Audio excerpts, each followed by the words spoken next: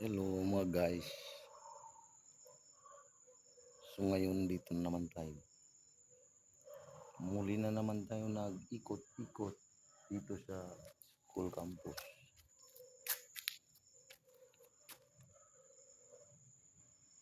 Siya nga pala, kumusta yung Sunday niyo? Nag-enjoy ba? Nakapahinga ba ng maayos? Sa mga barkada ko dati sa construction. At dati pag linggo tuwang-tuwa kami kasi rest day, makapahinga. Sobra kasi guys, bigat ng trabaho sa construction. Kaya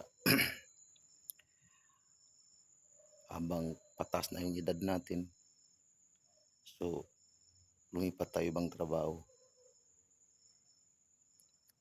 Nag-apply tayo bilang isang security guard. Kaya ngayon nandito tayong ka-duty.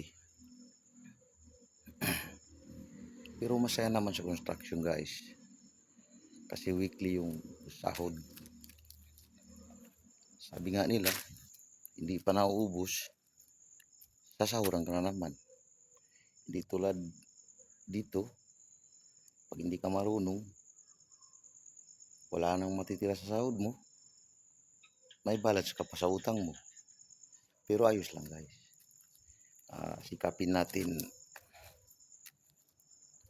paano maging mapagtipid sa lahat ng bagay.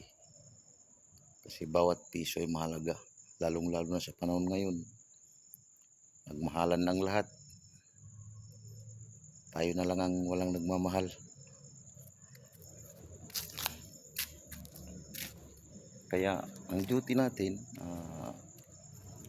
para hindi tayo maboring, sabay-sabayan na natin ng video, selfie, i-upload natin.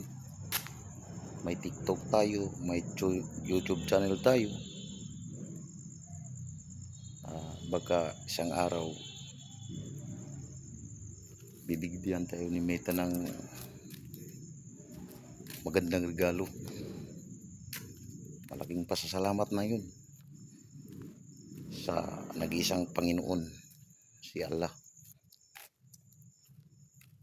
So guys, ganun pa man, no, pagpatuloy natin kahit na mahirap, titisin natin, laban lang. Yun lang guys, marami pong salamat. Ingat po tayo palagi lahat. God bless you.